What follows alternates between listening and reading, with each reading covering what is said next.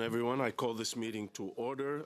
Welcome to meeting number 36 of the House of Commons Standing Committee on Foreign Affairs and International Development. Pursuant to the order of reference of the House of Commons on Tuesday, February 24, 2026, the committee is meeting on Bill C-219, an act to amend the Department of Foreign Affairs Trade and Development Act, the Justice for Victims of Corrupt Foreign Officials Act, Sergei Magnitsky Law, the Special Economic Measures Act, and the Broadcasting Act. Today's meeting is taking place in a hybrid format pursuant to the standing orders. I would now like to welcome our witnesses. As an individual appearing, Marcus Kolga, Director, Disinfo Watch by video conference. From Hermitage Capital Management Limited, Sir William Browder, head of the Global Magnitsky Justice Campaign by video conference as well. Kate McInnes from Arendt Chambers, International Human Rights and Justice, and from the Free Russia Foundation, Vladimir Karamutsa, Vice President. Up to 5 minutes will be given for opening remarks, after which we will proceed with rounds of questions. So we'll start with Mr. Browder. Yep. Yes. So I now invite Sir Browder to make an opening statement of no more than 5 minutes.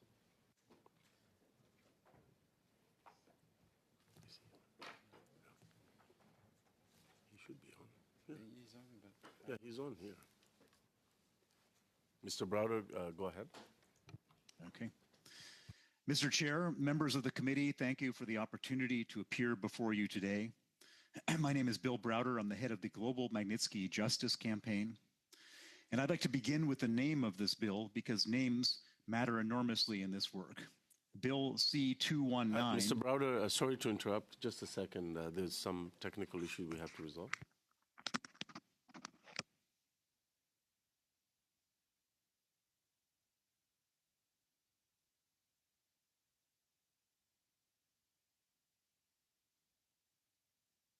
Go ahead. Please resume. Okay. Bill C-219 would rename Canada's Special Economic Measures Act the Sergei Magnitsky Global Sanctions Act. This is not a cosmetic change. It is a statement of moral purpose. Sergei Magnitsky was my Russian tax lawyer who uncovered a $230 million fraud carried out by Russian government officials. Rather than being thanked, he was arrested, imprisoned without trial, denied medical care, and beaten to death in a Moscow detention center. He was 37 years old. He died in 2009. When his name is embedded in law, it tells the world and every abuser, every corrupt official, every torturer exactly what these sanctions are for and exactly who they are named after. That clarity has a power. And here is a striking fact that underscores exactly why renaming matters. Canada's Magnitsky Act, the Justice for Victims of Corrupt Foreign Officials Act, which has been used basically once in its entire existence in 2018 to sanction Russian officials responsible for Sergei Magnitsky's murder. Every subsequent human rights sanction in Canada has imposed, which is roughly 1,000, has been made under the CIMA Act, which was updated and broadened as a direct consequence of the Magnitsky Act. In other words, the law that carries Sergei's name has been used once, while the law that doesn't carry his name has been used thousands of times to do exactly what the Magnitsky Act was intended to do. If these sanctions exist to hold human rights abusers accountable, and they do, then it is only logical and only just that they carry the name of the man whose murder inspired them. But this is not only a moral argument, it is a practical one as well. When Canada and its allies seek to coordinate and harmonize Magnitsky sanctions, as they increasingly do, having Canada's equivalent law operating under a completely different name creates real confusion. Diplomats, parliamentarians, and civil society organizations working across jurisdictions need to be able to identify, compare, and align their sanctions regimes quickly and clearly. When every other country calls it a Magnitsky Act and Canada does not, that alignment becomes harder than it needs to be. Bill C-219 corrects both the injustice and the anomaly.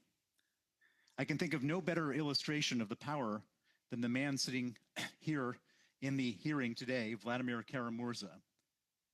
He played a key role in the passage of 35 Magnitsky Acts around the world. He was one of the earliest and most courageous advocates for the entire global movement. He survived 2 assassination attempts by poisoning with military-grade chemical agents and kept going. When Putin launched his full-scale invasion of Ukraine in 2022, Vladimir publicly condemned it and was arrested. He was sentenced to 25 years in a remote Siberian penal colony on fabricated charges of treason. Canada was the first country in the world to impose Magnitsky sanctions on its persecutors in November 2022, while he was still behind bars. That was Canada's Magnitsky Act working exactly as it was designed to do, not waiting for a conviction in some distant court, but acting swiftly, decisively to impose cost on the individuals responsible for an outrage. On August 1st, 2024, Vladimir was released as part of a larger prisoner exchange with Russia, the largest prisoner exchange with Russia since the Cold War. Canada's parliament also granted him honorary citizenship. He is alive and free in part because of the pressure the Magnitsky sanctions created. This is proof of concept sitting in this room. Now, Bill C-219 would make Canada's law significantly stronger. Let me briefly outline the most important upgrades. It extends sanctions to cover transnational repression, authoritarian regimes reaching into democratic countries to silence dissidents. Russia, China, and others do this constantly. I'm personally a victim of this. Canada's law must be able to respond to it. The new law extends consequences to immediate family members of sanctioned individuals. Right now, a sanctioned oligarch's wife and children can live freely in Canada, attending universities, owning property. That loophole guts the deterrent effect of sanctions. This bill closes it. This new bill creates parliamentary accountability, requiring the minister to respond when committee recommends sanctions and requiring orders to be tabled in Parliament. This matters because the greatest weakness in every Magnitsky regime is the gap between recommendation and action. Governments receive lists of sanctionable individuals and simply do not act.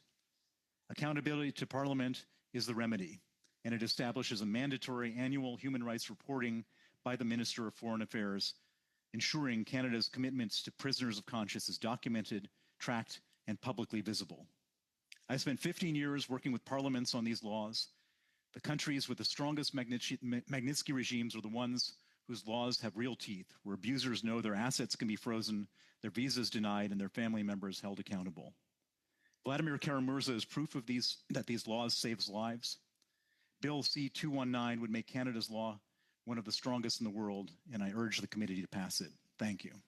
Thank you very much for your statement. I now invite Mr. Kolga to also give an opening statement of up to 5 minutes. Thank you, Mr. Chairman, honorable members. I'm not on mute, am I? No, good, okay, great. Thank you for the invitation and privilege to appear before you today. I'm joining you to express my support for Bill C-219.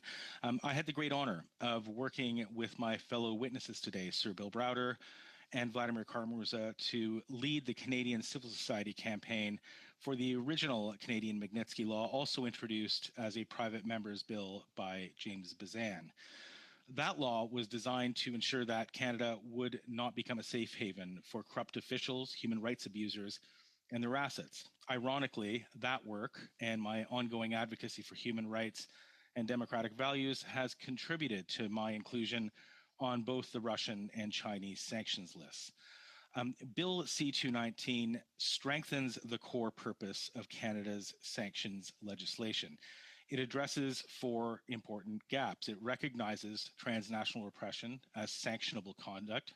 It automatically prevents the direct family members of sanctioned perpetrators from using Canada as a refuge for wealth and privilege. It improves parliamentary oversight, and it closes a vulnerability in Canada's broadcasting system. I'm going to focus on 2 of those amendments. The first is the recognition of transnational repression. Public Safety Canada identifies transnational repression as a form of foreign interference that can include harassment, threats, surveillance, hacking, and intimidation. These tactics are designed to intimidate and silence targeted Canadians and prevent them from participating freely in democratic life. Transnational repression is happening in Canada. I refer you to reports I co-authored on transnational repression that have been submitted to the clerk, including one written for the Hague Commission. Canadians and people living in Canada are being targeted by authoritarian regimes because they advocate for democratic freedom. They defend human rights. They expose corruption. They organize within their communities. And for that, they are monitored, threatened, harassed, smeared, and endangered. Those targeted include activists, journalists, minority communities, and diaspora groups, including Uyghur, Tibetan, Hong Kong, Iranian, Belarusian, and Ukrainian and Russian communities in Canada. Bill C-219 gives Canada a direct tool to respond. Sanctions allow Canada to impose consequences on those who direct, finance, enable, or benefit from transnational repression, even when they cannot immediately be prosecuted in a Canadian court. The second important amendment is to the Broadcasting Act. Canada's information environment is vulnerable to foreign authoritarian influence. State-controlled broadcasters operate as components of authoritarian information warfare and are deployed to whitewash and deny gross human rights abuses, genocide, or repression, and intimidate and discredit critics.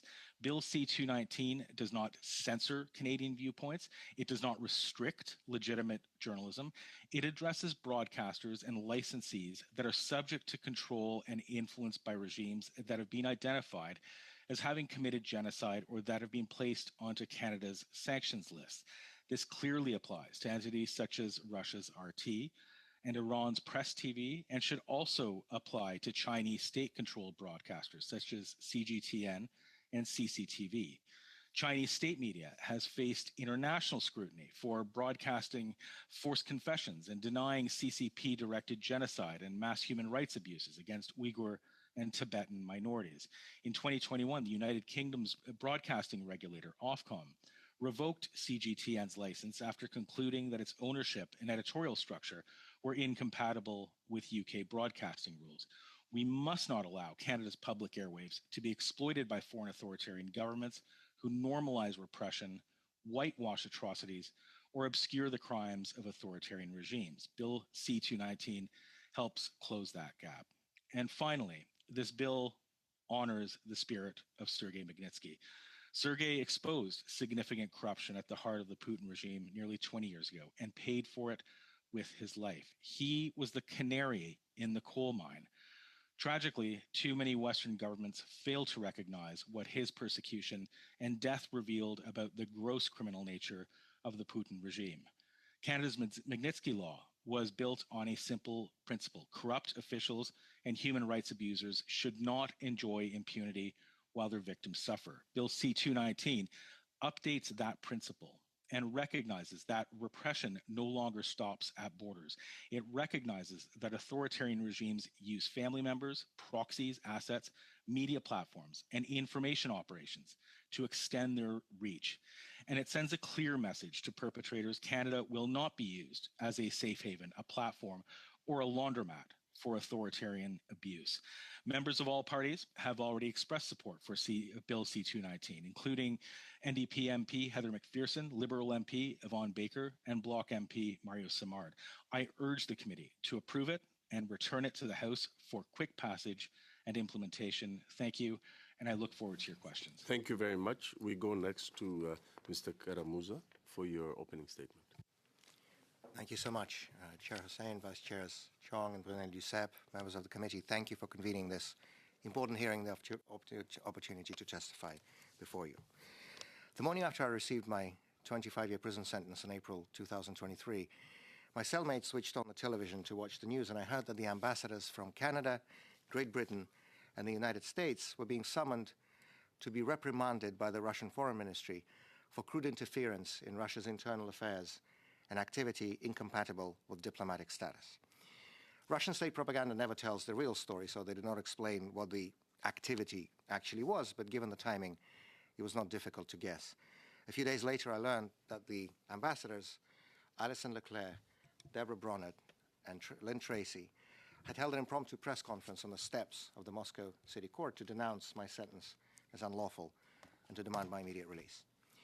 A few months earlier, Canada became the first country in the world to sanction Russian officials responsible for my imprisonment. And a few months later, this Parliament voted to grant me the incredible privilege of becoming an honorary Canadian citizen. I want to take this opportunity to thank members of both houses of the Canadian Parliament. First and foremost, Tom Kmich, James Bezan, Alexis Brunel-Duceppe, and Senators Pierre Dalphond and Ratna Omidvar for their solidarity and for not letting the world forget. As I testify before you today, thousands of political prisoners remained behind bars in Russia. People who committed no crime, who broke no law, who are only, quote-unquote, guilty of having the conscience and the courage to stand up to a murderous dictator and a brutal war. I believe that the free world has a moral obligation to stand with them. And of all the provisions of Bill C-219 that I strongly support, the most important and frankly the most personal to me is the public reporting requirement on the situation with prisoners of conscience and on the efforts by the Canadian government to secure their release. If adopted, this measure would send a powerful message of support to all those imprisoned for their political or religious beliefs around the world. And it would set a landmark precedent of standing with prisoners of conscience, not just in words, but in action. Parmi toutes les dispositions du projet de loi C-210, all the provisions of C-219 that I fully agree with, the most important and personal for me is the obligation of publicly accounting for the situation of prisoners of conscience and the efforts of Canada to obtain their freedom. If this measure is adopted, it will send a powerful message to all those imprisoned worldwide for their political and religious convictions, and will establish a historic precedent by supporting these prisoners, not only with words, but through actions that are concrete. Of Bill C-219. I support renaming the Special Economic Measures Act as the Sergei Magnitsky Global Sanctions Act, because this worldwide movement for accountability originated from the quest for justice for Sergei Magnitsky, and because his name has long become synonymous with accountability for human rights abuse. I support adding transnational repression to the list of sanctionable offenses, because dictatorships engage in this egregious practice to intimidate and silence their critics all over the world, including here in Canada. I support extending visa bans to immediate family members of those sanctioned, because violators too often hide behind relatives to avoid accountability. And I strongly support the provision to empower committees of this Parliament to initiate individual sanctions against human rights abusers, because, in my experience, parliamentarians have always been at the forefront of the global fight for accountability. Going back to John Peters Humphrey, an original drafter of the Universal Declaration of Human Rights, Canada has a long and proud history of leadership when it comes to human rights and human dignity. In 2017, Canada became the second country in the world to pass the Magnitsky Human Rights Sanctions Law, and the first to pass it unanimously. By adopting the amendments proposed by Bill C-219, the Canadian Parliament would send a strong message that human rights remain at the heart of this country's policy, and that abusers and crooks will never be welcome. En adoptant les modifications proposées par le projet de loi, By adopting the amendments in C-219, the Canadian Parliament will send a strong message that human rights remained at the heart of this country's policy and that abusers and crooks will never be welcome. and I look forward to your questions. Thank you very much for your statement. We go next to Kate McInnes for your opening statement of up to 5 minutes. Thank you very much, Mr. Chair. That's a hard act to follow, but I'll give it a shot. I appear today on behalf of myself and Alex Prezanti of Artemis Chambers in London to address our submission. We focus on the two changes that Bill C-219 will make to the Magnitsky Law as it pertains to transnational repression. The first being the inclusion of a definition of transnational repression, and the second being a new sanctionable ground targeting those who commit it. Canada has already shown great leadership in using its existing Magnitsky powers to respond to transnational repression in its most visible forms, with the sanctions imposed following the murder of Jamal Khashoggi being the clearest example. What Bill C-219 must now do is ensure that these powers extend to the less obvious but far more prevalent and more insidious cases, by which I mean the proxy networks, community infiltrators, and criminal intermediaries who carry out the vast majority of transnational repression campaigns in Canada today. As drafted, both provisions contain gaps that will materially limit what the minister is actually able to do. I hope that our amendments can help ensure this bill is fit for purpose. On the definition, there are at least 3 gaps. The current draft defines transnational repression as tactics used by a foreign state, which excludes the proxies who carry out many of these campaigns. It fails to capture the full spectrum of tactics used to perpetrate transnational repression, including things like digital repression and abuse of Interpol mechanisms. And lastly, the current draft limits the purpose of transnational repression to silencing dissent, which excludes identity-based targeting. Our recommended language is found within the written submission, but what I see as the more technical problem and where I want to spend the bulk of my time is the attribution standard in the sanctionable ground found at subsection 4(2)(e). To sanction someone under the new provision, the bill will require that they act as an agent of a foreign state, or on behalf of a foreign state, meaning there will have to be a provable formal relationship between that person and the government directing them. This ignores the reality that proxy operations are the dominant model of transnational repression today, and these operations are specifically designed to sever or obscure the evidentiary trail that the current drafting will require. The standard in the current draft is therefore too high, and it also creates an odd inconsistency with existing legislation. Canada's Foreign Interference Act, which governs criminal prosecution of analogous conduct, uses the much broader test of acting at the direction of, for the benefit of, or in association with a foreign state. This means that the bill, as drafted, actually sets a higher attribution standard for sanctioning a transnational repression perpetrator than Canada already sets for convicting someone of such conduct as an indictable offense. That cannot be Parliament's intent, and I do note that the US Global Magnitsky Order and the EU's equivalent regulations are broader than this. Our proposed fix is straightforward. Per the language proposed in our submission, a person could be designated if they, first, acted at the express or implied direction of a foreign state, second, acted in association with a foreign state or its agents, or third, and most importantly, acted in a way that knowingly advances a foreign state's transnational repression.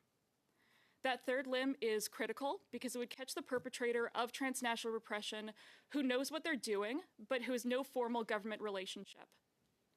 The knowledge requirement operates as a proportionality check and a kind of safeguard, with the effect of excluding small fish who don't know what ends their conduct is serving. Because sanctions law requires only reasonable grounds of belief, rather than proof beyond a reasonable doubt, we believe this is a realistic standard calibrated to what the evidence can actually show. I want to spend the remaining couple of seconds I imagine I have by reminding the committee that the victims of transnational repression are watching this process. They want to know that Canada can respond when a foreign state reaches into their lives, not just through official channels, but through the proxies, community infiltrators, and criminal intermediaries who are the primary conduits of transnational repression today. Bill C-219 is the right response to a real and documented threat. The amendments we propose do not expand its ambition, but they do ensure it can deliver on the ambition it already has. Thank you very much, and I welcome your questions. Thank you very much for your statement. I will now open the floor to questions from members, beginning with MP James Bizan. You have 6 minutes. Thank you, Mr. Chair, and I want to thank all our witnesses for your advocacy, for the work that you have done on this file and memorializing the name of Sergei Magnitsky and making it synonymous with standing up for human rights, standing against corruption, and standing against kleptocracy. Each of you have been a champion on that front, and I'm so glad that all of you are here speaking in support of Bill C-219.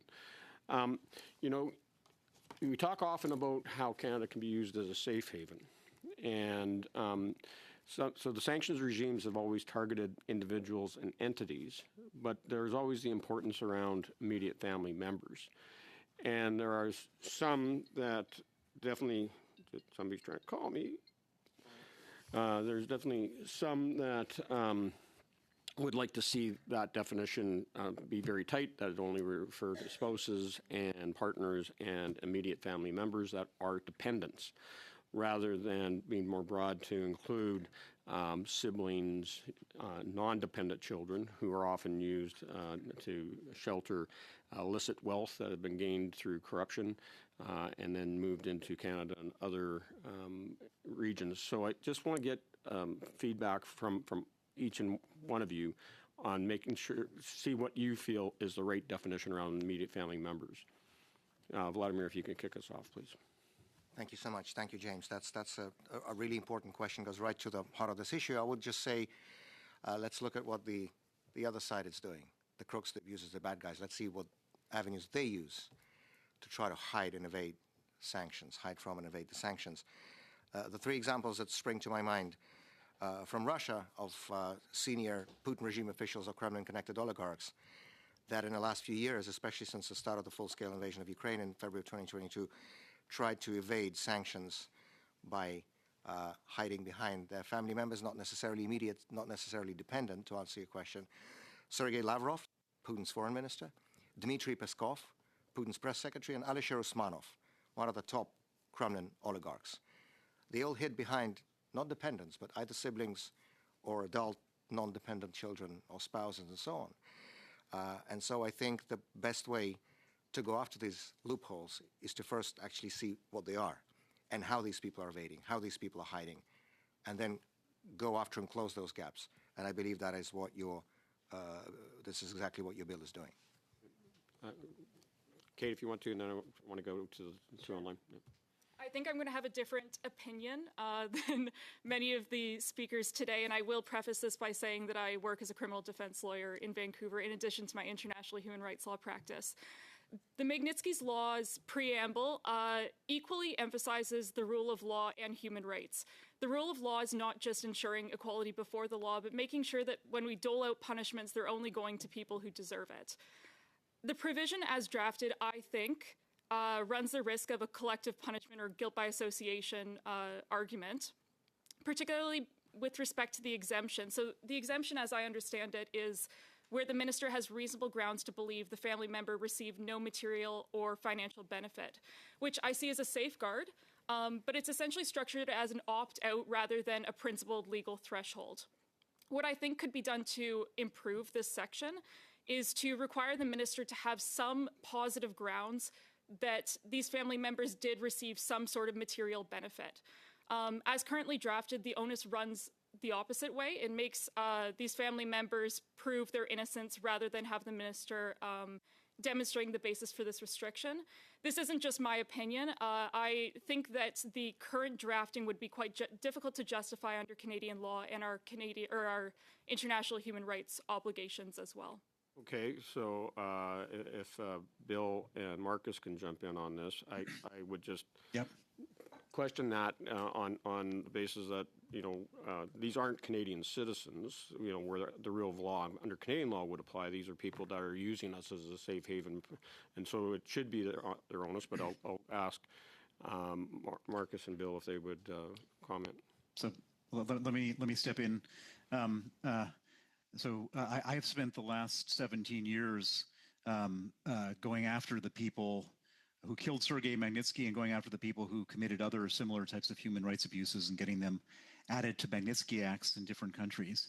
And so I've seen firsthand how it works. And what I've seen very clearly is that the sanctioned individual, when they have some glimpse that they're going to be sanctioned, will then move money into the names of family members, and it's not a sort of unusual thing. It's a almost regular thing, and so one of the reasons why we're having this discussion right now, why did James, why did you put this together? Is we've had 9 years to look at what happened between the passage of the Magnitsky Act and what works and what doesn't work, and I can say with 100% certainty that the bad guys look for ways out from their dilemma.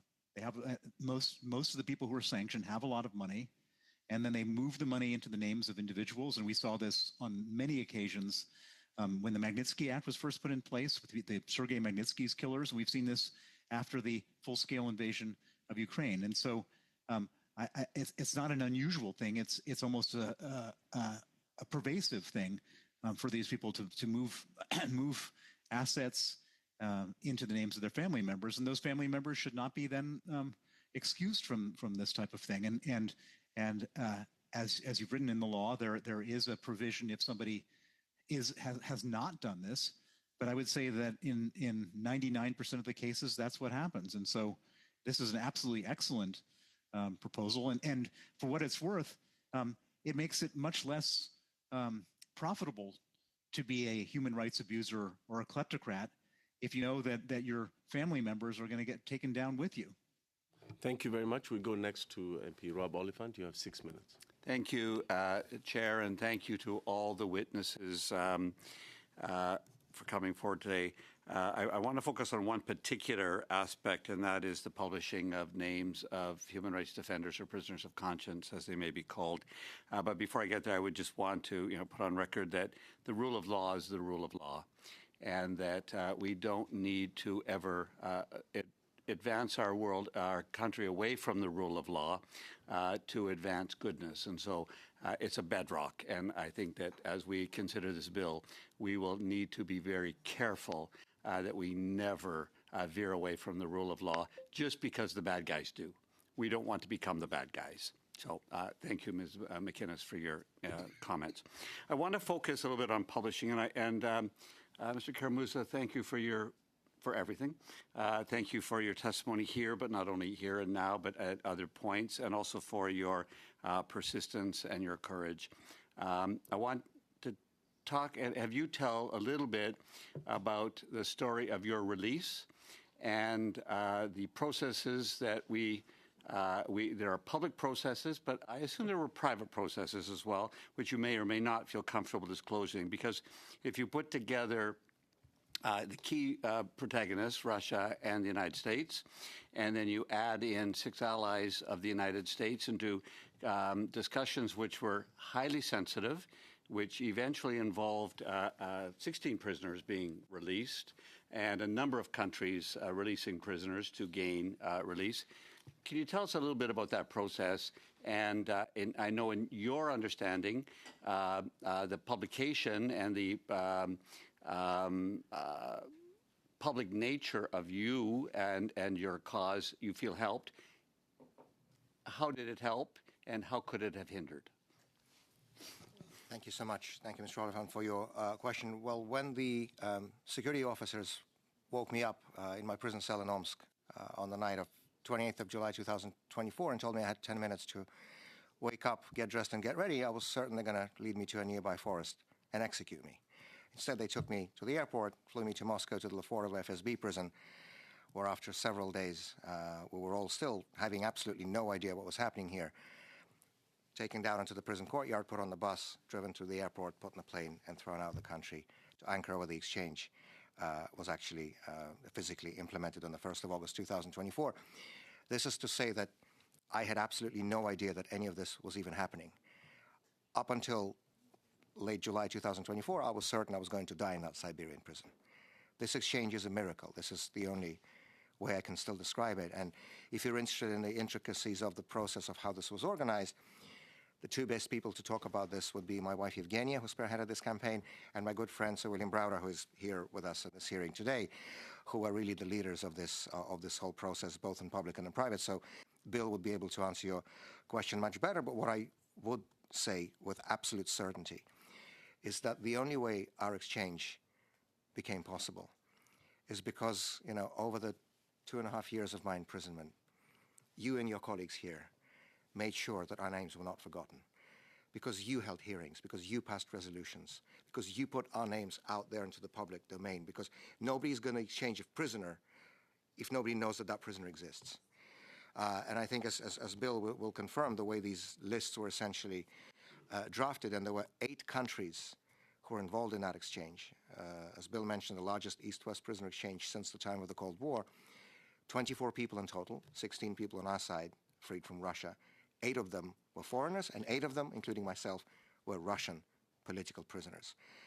And 8 people that Putin got from the other side, his spies, hackers, murderers, and so on. And I believe that the most powerful message that Western democracies sent with this exchange was to make sure that it actually included not only their own citizens, not only the Germans, the Americans. You know, governments have a legal obligation to advocate for their own citizens. They did not have a legal obligation to advocate for me, or for Ilya Yashin, or for Oleg Orlov. And the insistence of Western democracies that that exchange included us, Russian prisoners of conscience, to me, was the most powerful statement imaginable. It was a statement, first of all, of solidarity and support on the part of the free world with all those Russian citizens who were imprisoned for standing up against Putin's dictatorship, against the war in Ukraine. I would agree that in your case it worked. In the case of Mr. Navalny, who had horrendous treatment and no doubt died at the hands of the Putin regime, he had as much or more public attention, including an Academy Award-winning documentary about his life, and it didn't work.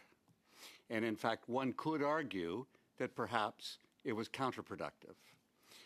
Why are you insisting, as this legislation is, that the publication of a name of every dissident would be helpful in every case, when you could be dealing with complex cases where you've got multiple countries engaged in negotiations that may be productive, as it was in yours, but may not be productive, as in the case of Mr. Navalny?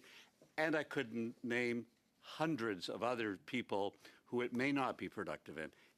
Do you have a sense of the difference in the cases, and whether or not nuance could be important, and actually doing individual and particular cases should be the discretion of the minister, not just on privacy? Yeah, we are out of time, unfortunately. Okay. So we'll have to come back to that. It'll come back. Sure. Okay. Next is Monsieur Duceppe. 6 minutes. Oui, merci. Non, mais je trouvais la question. Thank you. Well, I found that a very interesting question, Mr. Chairman, and I'd like for Vladimir to answer. I want to thank all the witnesses. We have exceptional quality people on this panel today, and I want to thank them for being here for this important discussion. So, Vladimir, if you could answer the question that Mr. Oliphant just put to you. I think you already have an answer. Yes, thank you very much. I don't know which language I should use, whatever language you wish, French or English. Okay. So on the previous question, I'll try to be brief, so Mr. Brunel-Duceppe actually gets a chance to ask his own question too. On Alexei Navalny's case specifically, I'm sure many members of this committee have seen the recent large expose published in the Wall Street Journal, an article that detailed the way that the negotiations for exchange began, and they actually began in the autumn of 2023, while Alexei Navalny was still alive. And the reason they were delayed so much and only happened in August of 2024 was that the then German Foreign Minister, Annalena Baerbock, the current president of the UN General Assembly, was blocking the decision by the German government to release FSB hitman Vadim Krasikov, who was in prison in Germany, who was part of the exchange from the other side.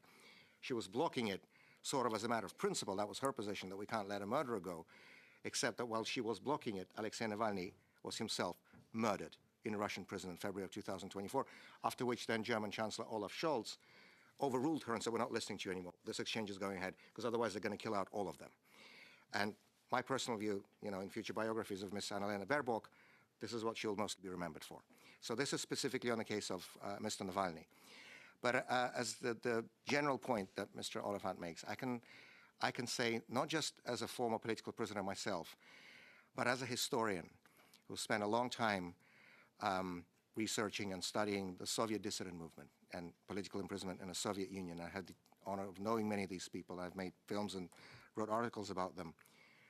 The one thing that never works when it comes specifically to political prisoners, we're talking about this issue here, the one thing that never works is so-called quiet diplomacy. When somebody tells you, oh, we're going to raise it privately, we're going to make sure, you know, we discuss it with them in a polite way, that's the best way of knowing they're not going to do anything about it. And the only defense for a political prisoner, the only defense, the only hope, the only lifeline who is sitting in a prison cell in Siberia, in Xinjiang, in Venezuela, wherever it may be, is publicity and advocacy and public attention. And I'm, in a very literal sense, living proof that this is the case. Thank you so much, Monsieur Duceppe. Non, merci pour cette réponse-là. Thank you for that answer, Vladimir. Vladimir, perhaps what would also be interesting, since we have the opportunity to see you today, C219 exists for a fundamental reason. There are thousands of political prisoners around the world. We also have to understand to what extent you can tell us how a political prisoner is vulnerable when imprisoned. What is his or her way of finding hope that they'll be freed someday? How is that experienced in a prison cell when you have no contact in a prison cell, no human contact at all? Why is C219 so important about that for the life of the political prisoner? Thank you very much for your question, Mr. Brunel-Duceppe. At the beginning of this conversation, I used Erwin Kotler's phrase. He said, the worst nightmare for a political prisoner is being forgotten. Before I was in prison myself, when I was pleading for other political prisoners in Russia, I used that phrase often. But I must say honestly that I didn't understand it fully until I experienced that for myself. Because when a totalitarian regime, a dictatorship, imprisons you, imprisons a political prisoner, the goal is not just to punish that person and imprison them, it's also to demoralize that person, isolate them, make them believe that everyone's forgotten about them, that they have no importance whatsoever, that he or she is there for no reason. That's what the Putin regime is trying to do with all the people in prison. I can't tell you to what extent it was important for me to know through the letters I received, what my lawyers were telling me, what my friends were telling me, how important it was to know that the world had not forgotten me.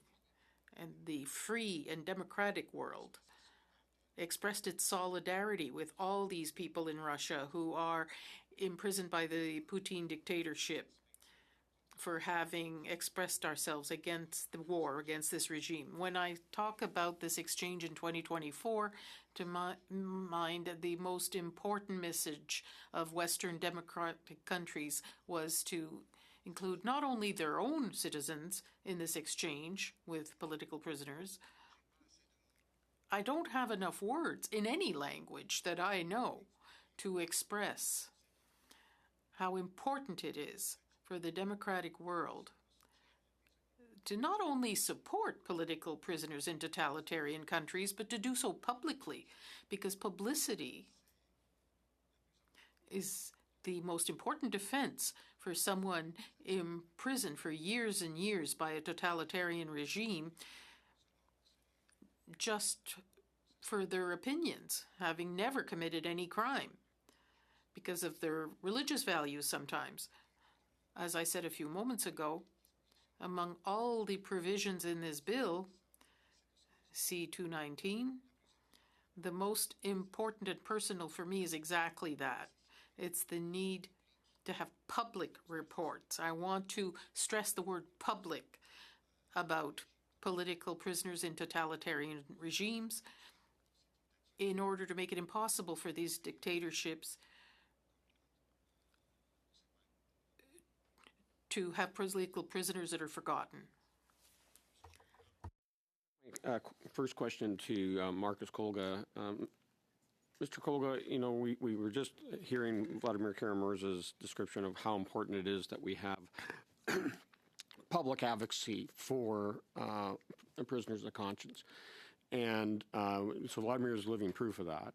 Another one is Michael Koverg, and I was wondering if you wanted to comment on that. I know he's written about it. I've talked to him about it, and I know that his comment was that sunlight is by far the best disinfectant, and it's by far the one that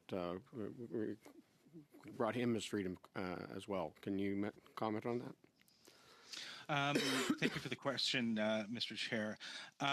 Yes, I mean, I think that, Vladimir has clearly articulated the need to constantly bring up these cases. And I think the same happened in the case of the two Michaels. I mean, their freedom was thanks to the fact that there were members of parliament who regularly made statements on their behalf, opinion pieces, articles appeared regularly, so that their cases weren't forgotten. And there's another important aspect to all of this.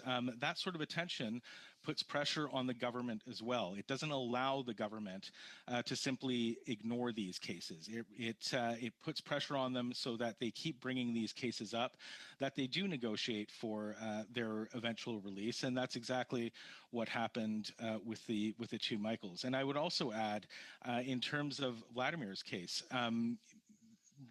MP Bazan, many others, now retired MP McKay regularly brought up Vladimir's case in statements, in various different motions. I think there were at least 2 or 3 motions that were passed during his incarceration.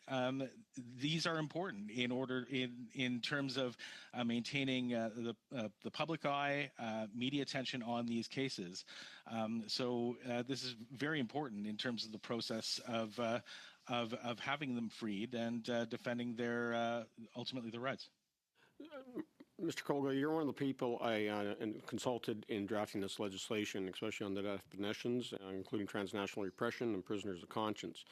Do you feel that the thresholds that are in transnational repression definition is too high or too low?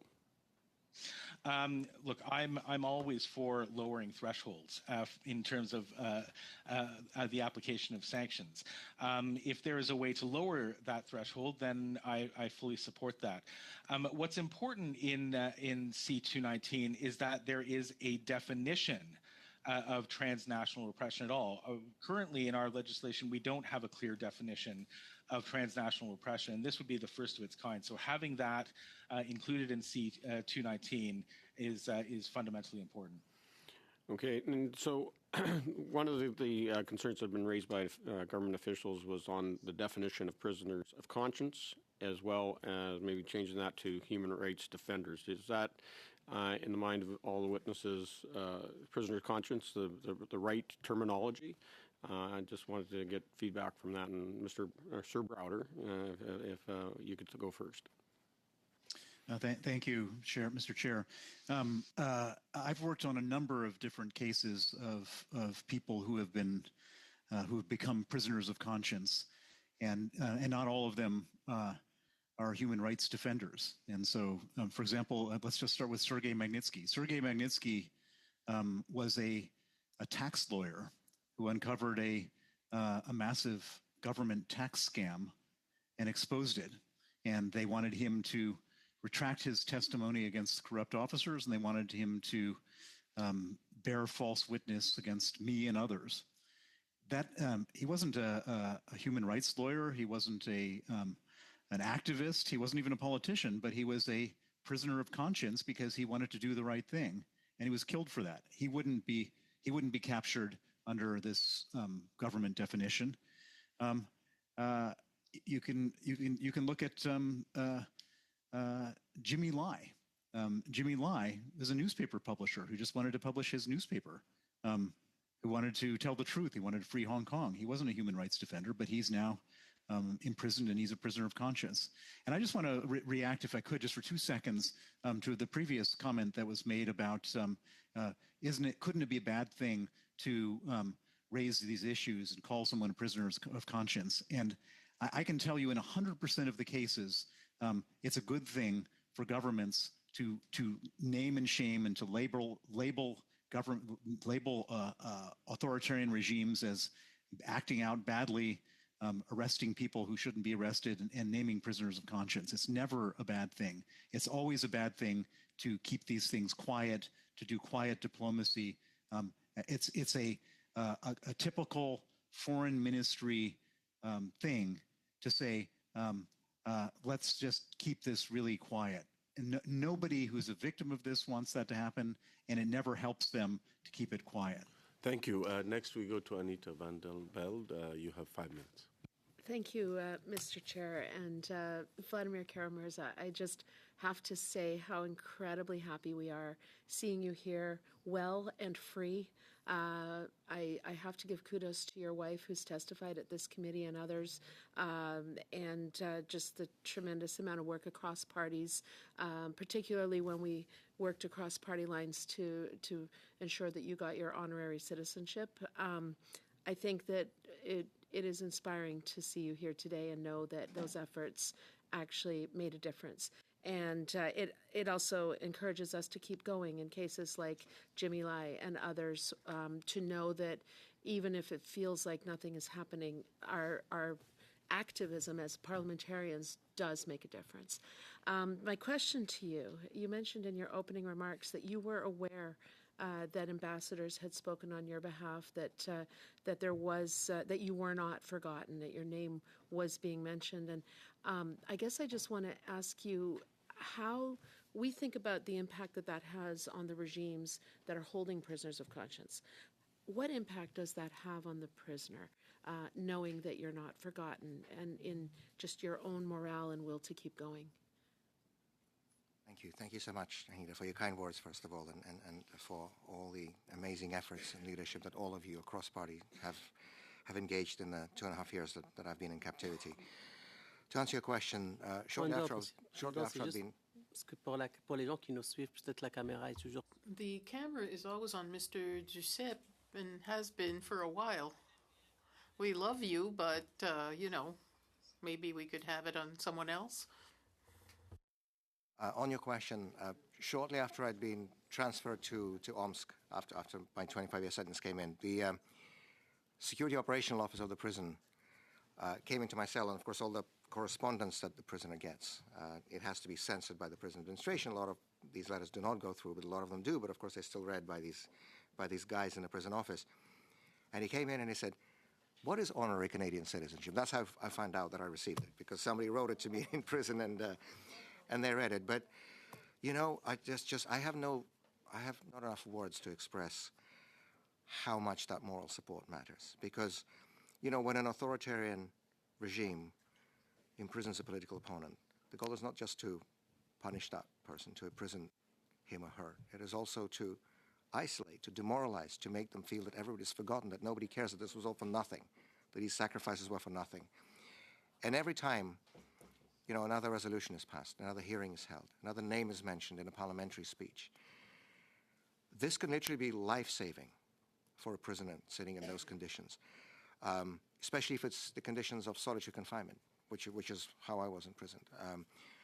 You sit in this tiny cell, 3 by 4 meters, day after day, week after week, month after month. You have nowhere to go. You have nothing to do. You have no one to speak to, which is the worst of all.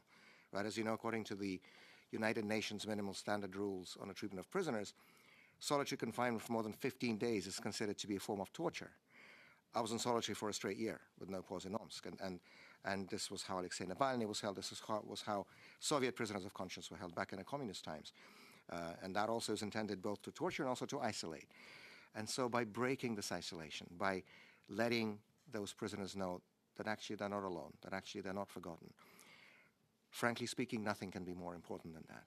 And so, every time I speak in a big international audience and somebody stands up and asks, what can I do to help political prisoners? I'm not a parliamentarian, I'm not a journalist, I'm not a government official. What can I do? I always say, please take a few minutes of the day and write to political prisoners. There are human rights groups that facilitate, they have these special websites where it's really easy to go and select a political prisoner and send him or her a letter. And I think only somebody who's been in a situation personally can appreciate how much hope and how much light and how much warmth there is in that piece of paper that the prison guards hands you through the feeding slot in your cell door. So this public attention is incredibly important, but not only morally, not only symbolically. Very often it can mean better prison conditions. It can mean less or no torturing from the prison officials, because of course it's more difficult to go back to this discussion about public versus non-public. It's more difficult to torture somebody. It's more difficult to create somebody, impossible conditions if people are talking about that person, if the light is switched on, if the spotlight is on them. Just one example, a few months ago, Alexei Gorinov, who's a Moscow municipal councilman who's serving a 7-year prison sentence for calling for a minute of silence at a district council meeting in Moscow in memory of Ukrainian kids who are being killed by Russian bombs. He got 7 years in prison for that. He's sitting in solitary confinement in Siberia as I speak.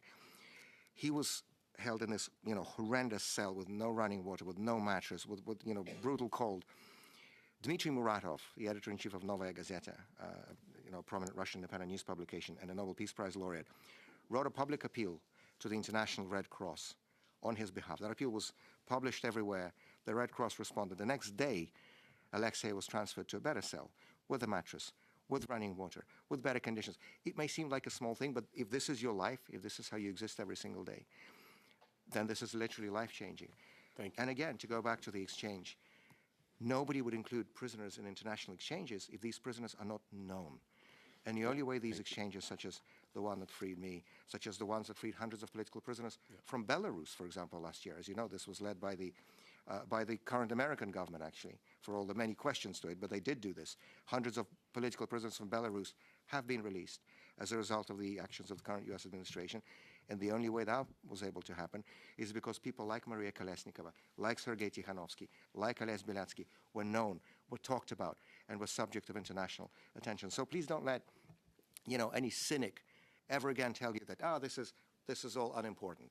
All these hearings, all these resolutions, why do you talk about these things? They actually save human lives. Thank you. And I'm we'll living go proof next of that. to Monsieur Duceppe, 2.5 minutes. Ouais, ben justement, ça fait des mois Well, precisely. Many of us have been asking for months that Canada give Mr. Jumilai honorary citizenship. He's in an abominable situation right now in Hong Kong. We have the Chinese foreign minister on Canadian soil today. Isn't that one way of shedding light or putting the spotlight on the situation? I'd like you to discuss Mr. Lai's case, Vladimir, because you know the situation. I'd like you to tell us to what extent it would change Mr. Lai's life if we'd been successful in what we're asking for. Yes, I think it's a very good day to discuss that, because that's correct. The Chinese minister is here in Ottawa this week. I do know Sebastian Lai, Jimmy Lai's son, his daughter Claire. I met them last week at a ceremony at Freedom House Awards that was awarded to Jimmy Lai. She was there to receive it. This is a story that breaks my heart, like many other political prisoner stories around the world. The only crime, quote unquote, that is that Jimmy Lai published information about what's going on in communist China. The Apple Daily in Hong Kong, the primary pro-democracy paper, the communist regime sentenced him to life in prison. We know his health status, his age. To my mind, the only thing that could save Jimmy Lai's life, and that's important, we're not just talking about imprisonment that's illegal and politically motivated. That's unacceptable in itself. But here we're talking about his life. To my mind, the only thing that could save his life is a very public position from Western governments, including Canada, especially right now because the minister is here, but also the U.S. Mr. Trump said that he was going to talk about Jimmy Lai's case when he goes to Beijing. I don't know if he has done so. We know he's still in prison, but it's very important, especially the G7 countries, which includes Canada, put this issue on the table when there are official negotiations between China and Canada, as there are today. Don't talk only about investment and business and money and whatever. Talk about human lives, because to my mind, nothing's more important than that. Yeah, thank you. I'd like to speak to the part of the bill that deals with removing state-controlled broadcasters of authoritarian states from the public broadcasting airwaves in Canada. So there is a problem with that section of the bill. It wasn't properly drafted. Amendments are coming. So I don't want to speak to the technical problems of that part of the bill. Rather, what I would like to hear from witnesses, if they have an opinion, is first, Russia Today was pulled from the airwaves here in Canada in 2022. It was also pulled from the airwaves of many European democracies as well. CGTN remains on the airwaves here in Canada, but it has been removed from a lot of the public airwaves of other democracies. So, do any of you have could any of you tell this committee first which authoritarian state-controlled broadcasters have been removed from licensed broadcast airwaves in other democracies, whether it's the Iranian state-controlled broadcaster or the Russian one or the PRC's one? Marcus Kolga, I think, mentioned something in his testimony, so I know he has an opinion on it, but I'm wondering if maybe we'll start with him. Sure, I'll try to be brief. Thank you for the question, Mr. Chair. In Europe, RT and all Russian state media has indeed been pulled from most airwaves. In many parts of Europe, RT is also inaccessible online. So if you go to RT's website, you are blocked from seeing information from that platform. Also, RT's feeds on platforms like YouTube are also blocked, which is, I think, extremely helpful because nowadays you don't need a cable connection or a satellite connection in order to access that media. The UK has banned CGTN and CCTV for airing forced confessions on their broadcasts. This was already done quite some time ago. That same question came up with the CRTC in terms of the license for CGTN and CCTV a number of years ago, but I don't think that it went anywhere. CGTN and CCTV are equally as dangerous as RT in terms of these platforms being used to weaponize information against the Western world, including Canadians, both in the English-speaking information space, but also in Chinese language media information spaces.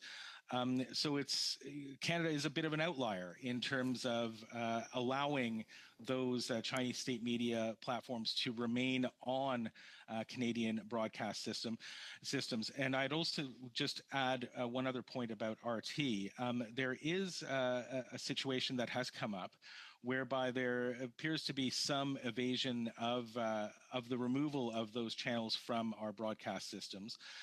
There are two companies, one ETV, another, and then another company that's based out of Germany that are selling devices in Canada, in the Canadian marketplace. They cost around $15, $20 a piece. They're somewhat like Amazon Fire Sticks, where the user can purchase this device, put it into the back of their television, and they will then get the full array of Russian state media into their televisions. By some estimates, in the Russian diaspora community, up to 40–50% of Russian diaspora members actually use these devices to get around that broadcast ban. So, preventing broadcasters like CCTV and CGTN from broadcasting is one thing, but we also need to look at this issue more broadly in terms of the broadcasts and the information, the platforms that are being used to broadcast it in terms of the internet as well. Just to clarify, so you mentioned that RT is largely removed from airwaves in Europe and the UK. What about CGTN in Europe? I know it's removed from the airwaves in the UK, but what about CGTN and CCTV in the European Union? Yeah, it's a good question. I'm not sure if there's a complete ban on their broadcasting in Europe. I suspect, and I don't know the details of exactly which countries have removed those state broadcasters from their airwaves. But this is something that I can look into and get back to the committee. Maybe the other witness, or am I out of time? Okay, thank you, Mr. I'll take the next round too. Before I turn to MP Sari, I know that Sir Browder and Mr. Kolga have to leave, so I just wanted to. I know you only had 1 hour, so just wanted to. I can stay on for a few more questions. But just to on behalf of the committee, thank you both for coming and allowing us to continue with a little bit more questions. So I turn to MP Sadi. You have 5 minutes. Thank you so much, Mr. Président. Alors, merci beaucoup d'être parmi nous. Je vais pas. Thank you very much for being with us. I don't want to repeat that we're so thrilled to have you and we're honored to have you with us today. I'll go to the heart of the issue here. What intrigues me when I listen to you and I hear what was said by my colleagues is that despite the fact that different pieces of legislation have been put in place, such as the Magnitsky Act, sometimes you see results in the field in many Western countries. How do you judge the results and what it has produced till now? I just want a quick answer because I have other questions too. To my mind, the best way to judge is through the reactions on the other side. People targeted by these pieces of legislation, such as the Magnitsky Act.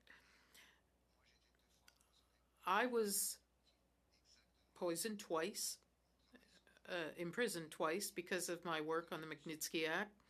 When I was sentenced to 25 years in April 2023, I got this from the exact same judge who had imprisoned Sergei Magnitsky. It was a very clear message from the Kremlin. There are very few things they hate more than these targeted sanctions, because for years and years, these people wanted to steal that money in Russia and spend it here. Magnitsky Act puts an end to that hypocritical situation. Well, what I wanted to hear, and you said it because it does help us understand better and think about this, even C-219 that we're looking at now. I'd like to bring you back a little further. How do you explain this gap between the ambition behind legislation and its enforceability in the field? Ms. McGuinness, who could also perhaps answer this question. And to help you, among the mechanisms proposed in C-219, what's the most important for this to be enforceable, so that we don't have this culture of hesitation anymore? I believe in an earlier session, Mr. Bizan noted that this is all about closing loopholes. I can give you an example from my own practice, and I hope that you can appreciate I'm going to speak in broad brushstrokes because it's a live issue.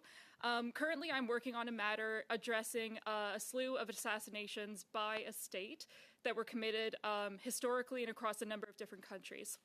What we found is that the individual who kind of orchestrated this on the ground was a community leader and a loyalist to that regime who had absolutely no hard and fast connection to that regime.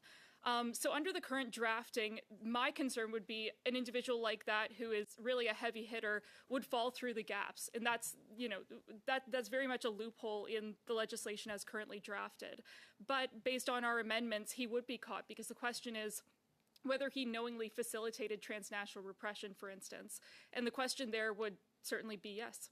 So that's one example of how, creating a tight, well-drafted legislation is obviously very important to capture the chain of command that goes into these operations, because it's extensive, and as I mentioned, it's very authoritarian states are at pains to make it as elusive as possible to connect it back to the head honchos in China or Iran or Russia or where have you. I don't know what the other two witnesses could add, but at the same time, what could help us is that we're with the rule of law here. What could help us to strike that balance between having the rule of law and the enforceability of the elements in C-219? Can I say something? I just want to say that I have been It's because I'm one of the principal advocates of the Magnitsky Act. I get approached by many, many people who have been victimized in different regimes, by different regimes in different countries, and they want to use the Magnitsky Act to impose sanctions on the people who have been the people who have perpetrated these crimes.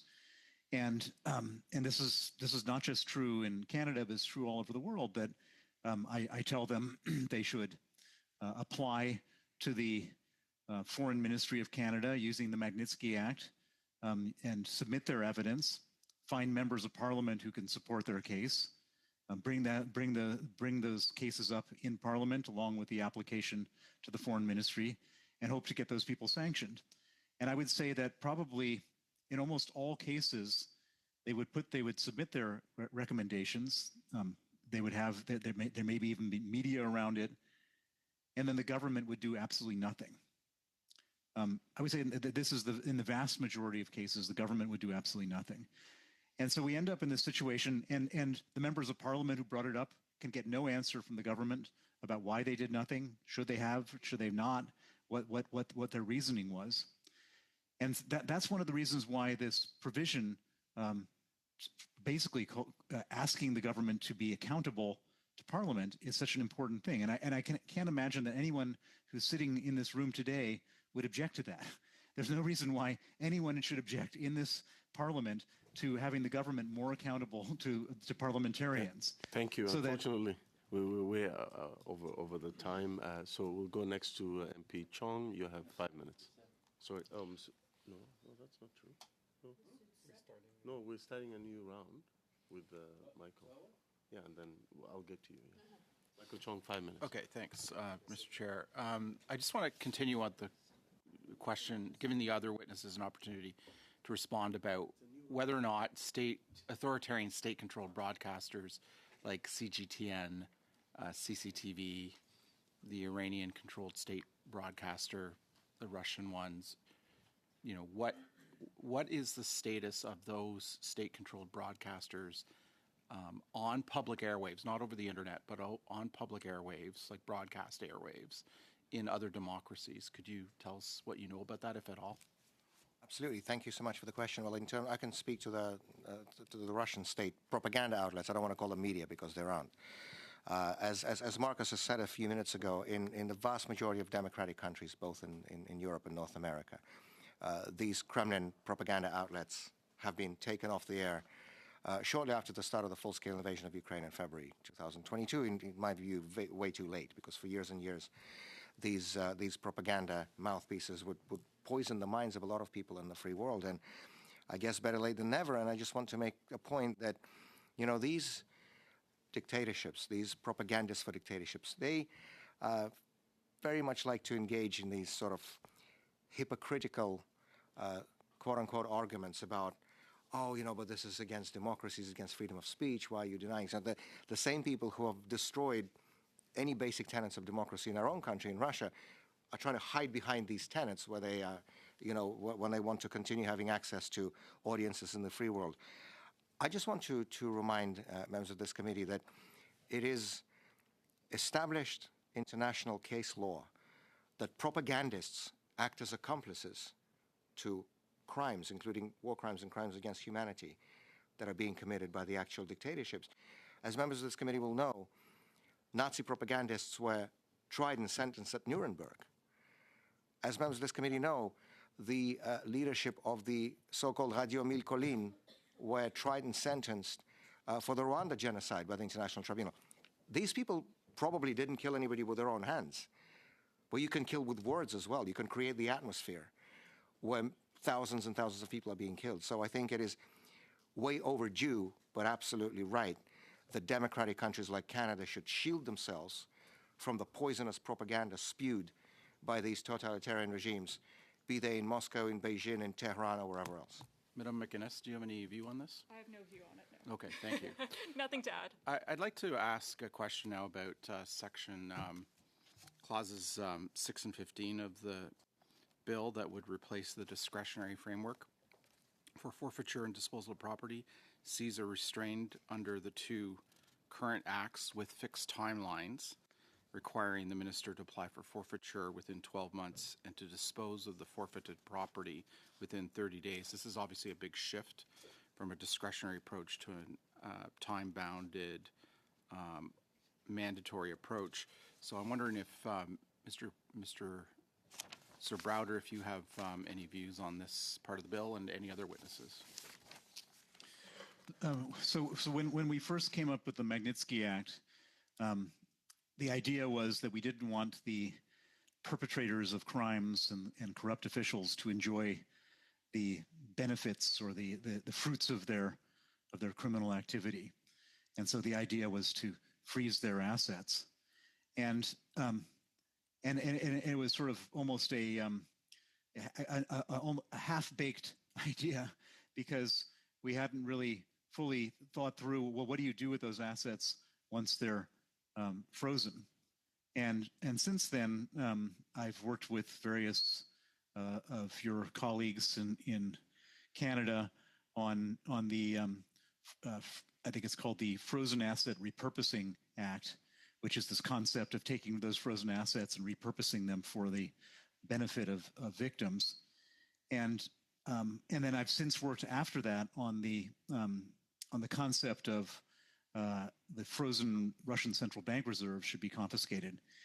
I'm not specifically familiar with the mechanisms in the provision that you mentioned, but I would say that this is sort of the logical next step to once you've frozen these assets that belong to corrupt individuals and human rights violators, that something should be done with those assets. How that should be done, I will leave that to the legal experts who are probably more familiar with the issues than I am. Okay, thank you. Madam McGuinness, do you have any views on this as a Canadian? I wouldn't want to say anything about this without doing a bit more research. I apologize about that. I do. 12 months strikes me as quite a quick turnaround, but it's always good to set deadlines. So that's my only comment at this point. Okay, thank you very much, Monsieur Guilbeault. 5 minutes. Merci beaucoup. J'aimerais également remercier. Thank you very much. I'd also like to thank all our guests today. As Mr. Duceppe said earlier, it's quite exceptional to see people of this caliber. I'm always impressed by the people we hear here, but especially today, thank you for being here. And I think that on the principles, we all agree. The reason we're putting questions to you is to try to find the best way to achieve the principles we all agree on. So I have 3 questions, if you could answer them quickly. The first is about the list. I'd like to get back to what Mr. Oliphant was saying earlier. I don't have the same experience many of you have about human rights, but I do have some with diplomacy. I think there's a major difference between giving the government of a democratic country the discretion it needs to try to save someone's life the best way possible and have conditions imposed by an authoritarian state. I was the witness. I participated in negotiations at times where discretion was necessary to try to come to an agreement. And I think my colleague's point was that it's difficult to have a rule that applies 100% of the time to 100% of all cases. Sometimes you do need discretion to try to find the way to achieve your objectives. That's my first question. When it comes to the CRTC, I'm not against that principle, but we have to understand that in Canada, we don't have any rules or legislation that allows us to attack what goes on online. Anything that's digital publication. So we'd have to create something. Even if we gave the CRTC the power, as we propose here, it would only apply to traditional publications, the written press, television, that kind of thing. But anything online, and more, everything's online, I'd be interested to hear your views on which countries have regimes about this, and would we be prepared to work on that to achieve this goal. And my last point, and my colleague Mr. Chong mentioned it under Clause 6, it's difficult for governments to impose on independent tribunals objectives about strict delays. There could be appeals, there could be reviews. Maybe this question is not specifically, but generally to you, Ms. McInnes. How could, the legislature cannot replace the powers of the courts. So how can we put a framework around that? Thank you.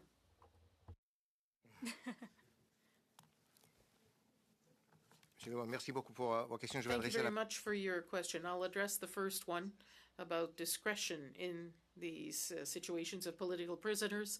I think it's important to divide your question into two. The first part concerns the negotiations, technical negotiations.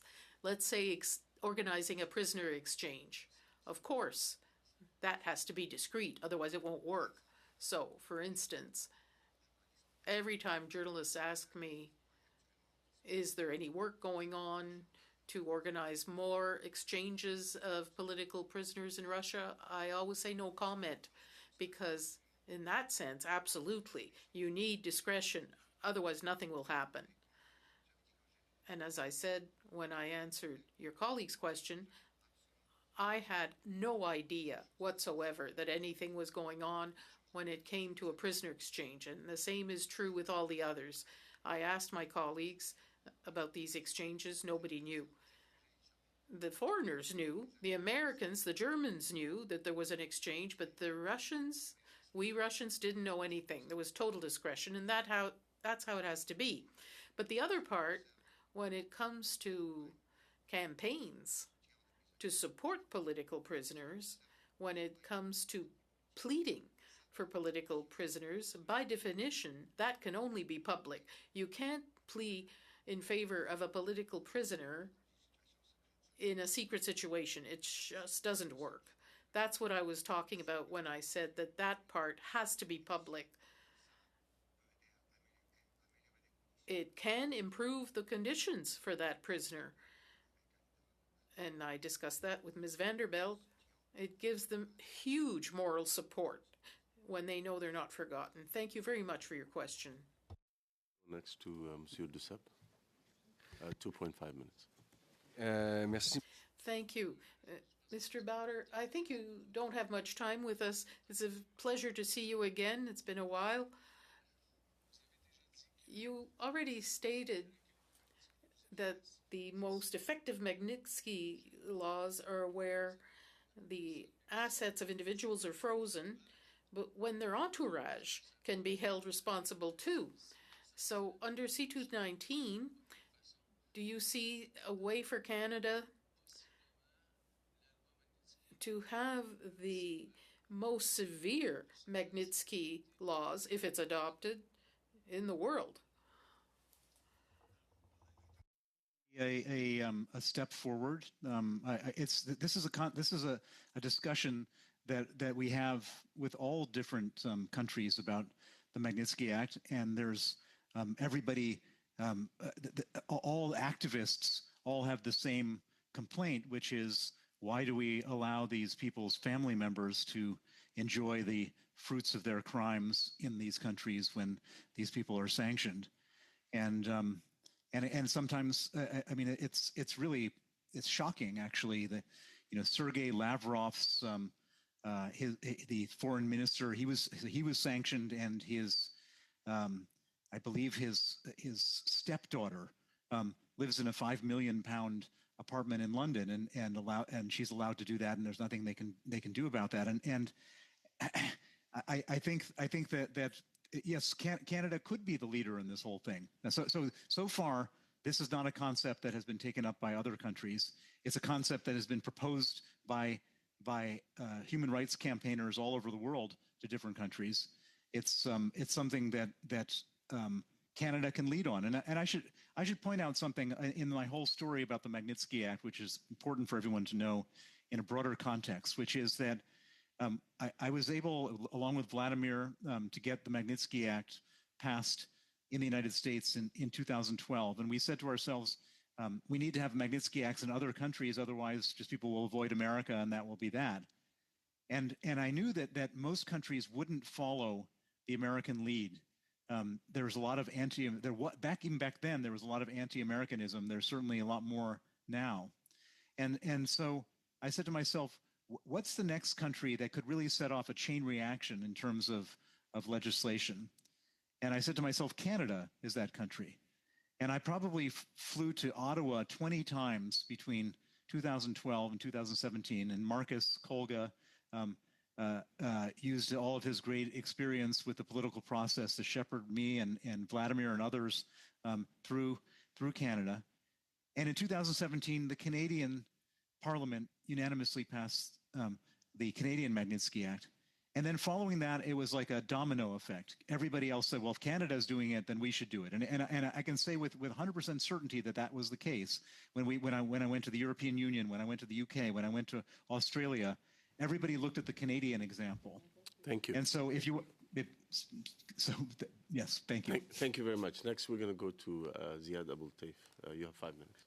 Thank you, Chair. Thanks for the witnesses. Mr. Karamurza, your work as advocate and journalist has exposed you to the depth and intentions of Russian foreign interference efforts. To what degree do you believe that Canada remain vulnerable to Russian interference, and how do you assess the effectivity of Canadian sanctions regime? Thank you so much. Thank you for the question. Well, we know that the Kremlin has global tentacles and its security services certainly have global ambitions. This has been the case in Soviet communist times as well.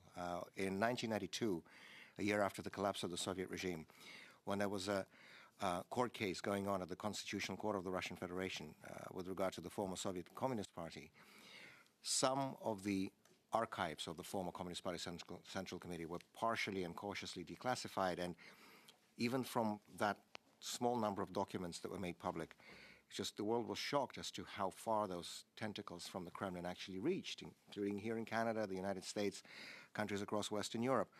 Well, the organization that came to power in Russia together with Putin in the year 2000, 26 years ago, is the same old Soviet KGB, just with a different abbreviation in its name. And so they've been doing exactly the same. We know about the massive, media disinformation campaigns. We know about attempts to influence elections. We know about instances of transnational repression, which is one of the issues being addressed here in Bill C-219.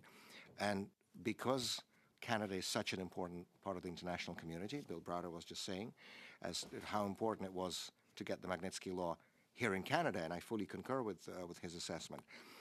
Because Canada is a member of the OSCE, because it's a member of the G7, because it's one of the most important countries in the world, it is very clearly one of the key targets of Kremlin attacks and Kremlin campaigns in all sorts of different ways, from the propaganda and disinformation to physical attacks in terms of transnational repression. And so I do believe it is very important for this country to actually put up its defenses against any potential attacks and close any potential gaps and loopholes and weak spots that could leave it vulnerable to hybrid aggression by the Kremlin, because that's its preferred method now. They're not going to send tanks or planes here, but hybrid attacks, hybrid aggression, very much so. And I think it is important to be on guard against that and be defending yourselves against that. We've spoken, and I think it was mentioned about the implementation of the laws. We've got the first attempt, of course, we've got Magnitsky Law in place, and this 219 is supposed to strengthen further the regimes that we have in order to be able to fight and counter back because we're always going to be vulnerable. We're always going to be subject to those attacks, especially because we are as Canada. Now, how important that our allies to be at the same level, and are we as Canada at the same level, let's say, as United States and United Kingdom, as far as how strong our regime is, and how on the implementation side, how effective ours is? Thank you so much for this. Well, one of the biggest problems for many years, many decades, has been that, dictators have long learned how to work together very effectively. And this, the Dictators Club is sort of a very tightly knit club, and they coordinate and they cooperate and they share, I'm not going to call it best practices, worst practices between themselves. And I think it is long past time that democracies learn to coordinate and cooperate with similar effectiveness. And I think one of the most important areas where this should be a priority is the area of sanctions. And many years ago, when Bill and I were only beginning this global campaign for accountability, there was actually an interparliamentary body, an interparliamentary forum committee, specifically on Magnitsky sanctions, that was actually chaired by Irwin Cotler, who was then a member of the Canadian Parliament, and that included legislators from different countries in the world, the US, countries across Western Europe, the European Parliament, and so on. And I think it would be a very useful and very important idea to go back to similar formats of creating some sort of interparliamentary bodies, interparliamentary formats, where the best practices of how to defend democracies against dictatorships and about how to put these sanctions against human rights abusers and violators of the rule of law and crooks, how they can be shared and strengthened, and how democratic nations can work together against dictators, at least as effectively as dictators, unfortunately, are working together against democratic nations. And I think, there are already, of course, existing forums and bodies where this work can take place. One obvious one is the Parliamentary Assembly of the OSCE, the Organization for Security and Cooperation in Europe, of which Canada is a full member. Another potential body is the Parliamentary Assembly of the Council of Europe, of which Canada is an associate member, and Canadian parliamentarians do take regular part in these sessions. And I think it's important to use formats like this to share these best practices and copy them across the board so that the democratic world stands united against these threats, as opposed to allowing the Kremlin to go and try to find weak spots among democracies to see where they can try to, find vulnerabilities and where they can try to damage them better. Thank you. Thank you very much. Next, we go to MP Clark. You have 5 minutes. Thank you. Thank you very much, Mr. Chair. Thank you to all of our witnesses for being here today. It's been a real honor, I think, for all of us to hear from your testimony. Mr. Karamers, I'd like to ask you this question first, and then would invite Ms. McGuinness and others to comment as well. One of the challenges of dealing with bad actors, as it were, is that often they get to adapt and move and change faster than governments, because they're not constrained by laws and regulations and morality and all these other things that constrain many of us in these institutions. So I know we're dealing with a bill right now, but I'm curious what your thoughts are on what should we be thinking about next, right? How can we make sure that our sanctions regime in Canada and internationally is as proactive as possible, as opposed to dealing with things once something has already taken place, which unfortunately is where we often find ourselves. So I'll start with you, Mr. Karamers, and then to you, Ms. McGuinness. And I'm not sure if our other witnesses are able to stick around and answer as well, but I'd be happy to hear from them too. So, thank you so much. Thank you for your question. First of all, I would say that it's important to have areas of expertise on which you're able to build to find those best solutions and those most effective ways to counter these dictatorships. And in this sense, Canada is an immensely rich country because you have here diasporas from all of these nations that are suffering under dictatorial rule from across the world. And Canada is one of the most, multinational, multifaceted countries on the face of the earth. And nobody knows Russia better than Russians. Nobody knows Venezuela better than Venezuelans. Nobody knows Iran better than Iranians, and so on. And I think it is really important to draw on that expertise to work with these communities. When it comes to Russia, organizations such as the one I represent, the Free Russia Foundation, which is a civil society organization now in its second decade of operation that has been founded by Russians, operated by Russians, led by Russians, anti-Putin, pro-democracy, anti-war Russians, to state the obvious. And those country-specific solutions, at the end of the day, have to come from people who know these countries best. And I'm absolutely certain that the same principle should apply when you're dealing with China, when you're dealing with Cuba, Iran, Venezuela, and all of these dictatorships. And I think in this sense, Canada is actually in a much better position than most countries because you have access to this, amazingly diverse resource of knowledge and expertise about these countries that will help you fine-tune these solutions to make sure that they apply in the most effective way possible. In what is unfortunately, my areas of expertise when it comes to political imprisonment, I think, if this provision of Bill C-219 were to go through and were to be adopted, this provision on the public reporting for prisoners of conscience, this would make Canada the first in the world. Because, yes, there are interparliamentary bodies that have specific mandate holders on the situation with political prisoners. That's the OSCE Parliamentary Assembly, where it's American Congressman Steve Cohen, and the Parliamentary Assembly of the Council of Europe, where it is Swedish parliamentarian Azadeh Rojan. They're leading the portfolios on political prisoners, but no country on the national level has ever had such a mandate. And if Canada does this, this would be groundbreaking, and this would be immensely important. And just as you led the way and in many ways showed the example of the Magnitsky Law back almost a decade ago, this would also, I believe, show a very good precedent for other democratic nations to follow.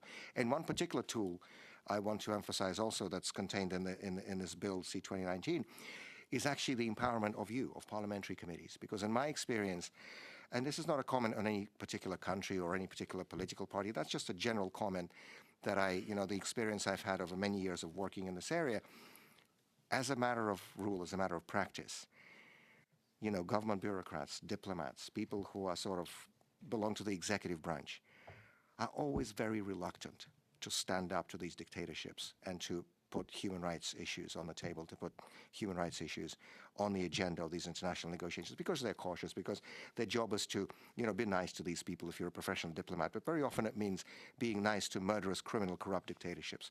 Whereas, again, in my experience, leadership of principle on these issues, on issues of human rights, have always come from parliamentarians.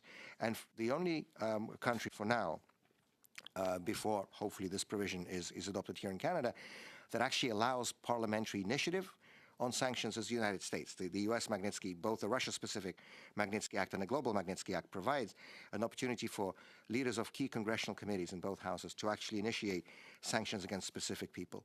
And I can tell you that some of the most important sanctions that we were able to secure in the United States of America, for example, sanctions against General Alexander Bastrykin, the head of Putin's so-called law enforcement system, his main sort of tool of repression, such as sanctions against Ruslan Geremeyev, a close operative of Kremlin-appointed Chechen henchman Ramzan Kadyrov, who was one of the organizers of the assassination of Boris Nemtsov, and many, many other people. These sanctions were put in place only because there was congressional initiative to make sure these sanctions are in place, because it puts the government in a position of either having to sanction these people or having to explain why they are suddenly protecting murderers and crooks and human rights abusers.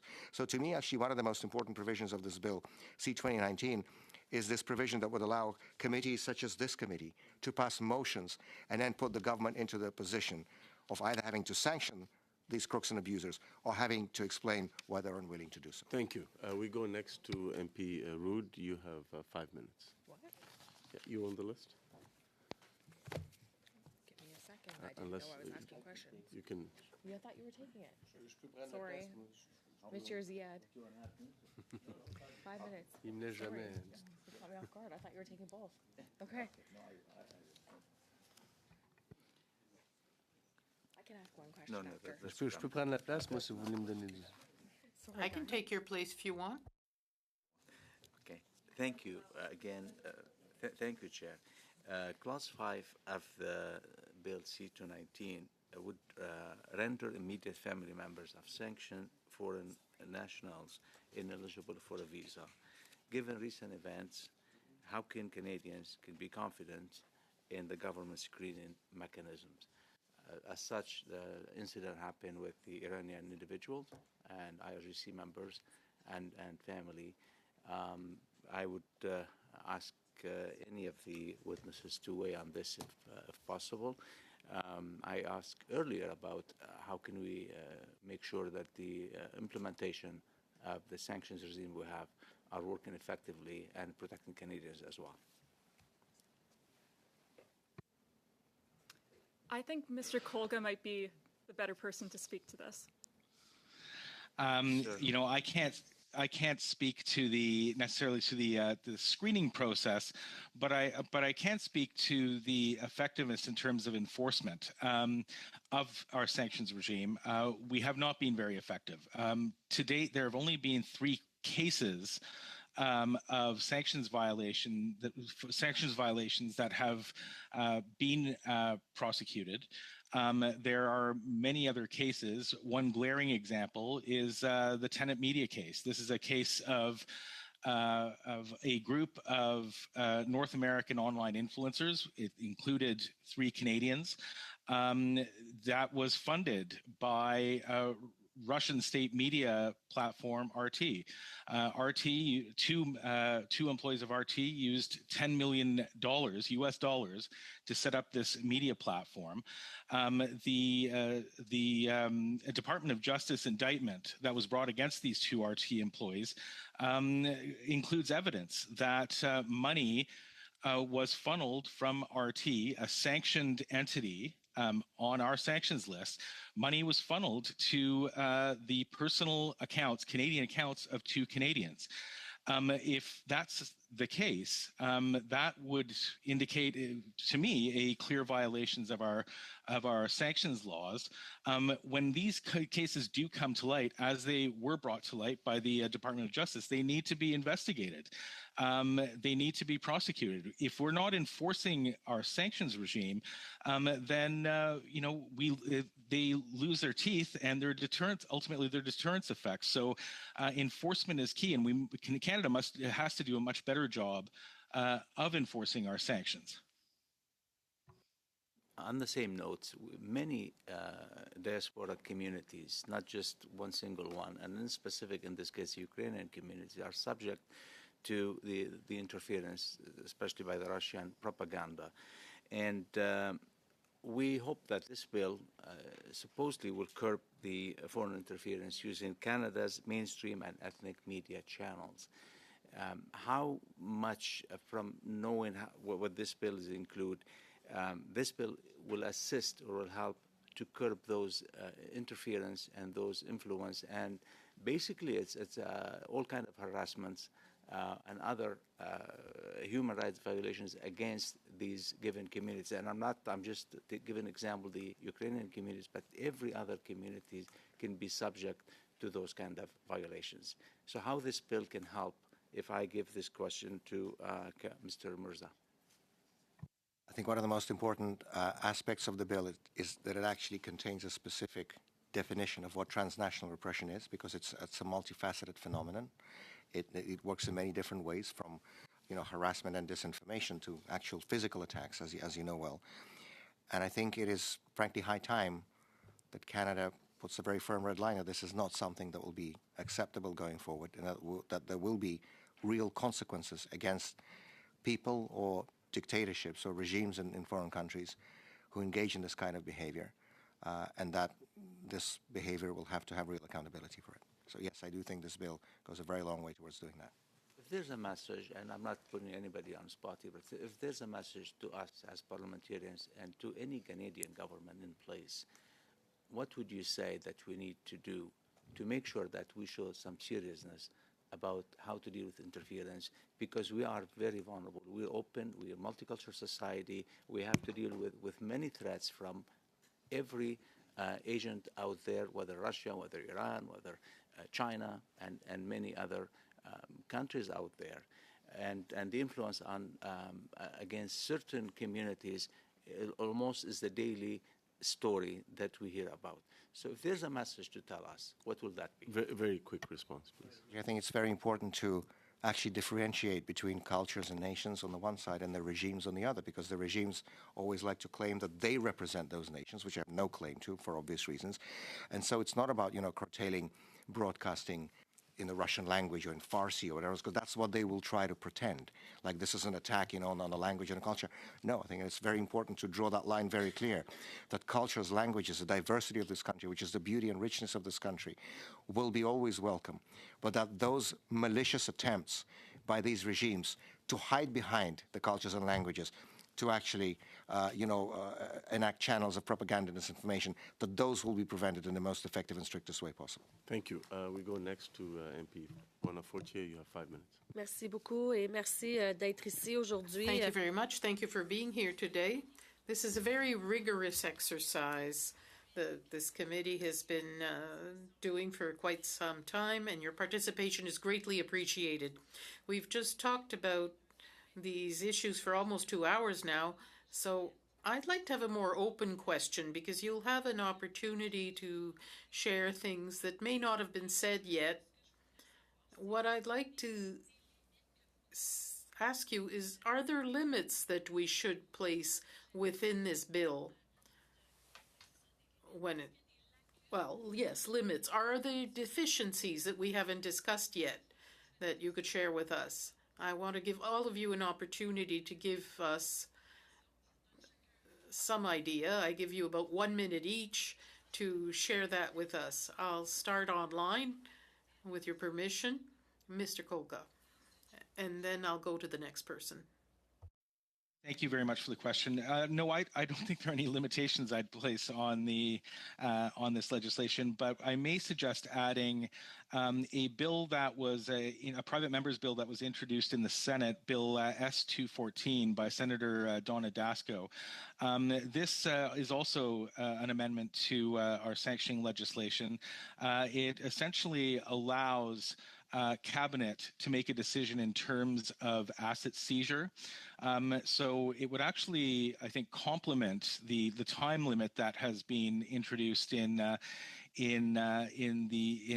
current bill in C219 of compressing the times of applying that seizure. So this is something that I think that the committee could look at. S214, it just passed third reading in the Senate, so it may be a good idea to consider adding it. Mr. Browder? So the one thing I would say is that we've talked a lot over the course of the last 2 hours about enforcement. And my experience in Canada and for that matter, the United Kingdom and other places is that the people who are tasked with enforcing these laws don't have resources to actually do the enforcement. And it's not a very expensive process to review sanctions designation files and make decisions. And I suspect that I was talking a lot about how all these people come and make proposals for sanctions, and they never hear anything back from the government. Some of that may be political, that the government doesn't want to talk about certain issues. And some of it just may be incompetence, that there's not enough people looking at these files, that they sit somewhere in some dusty room. And so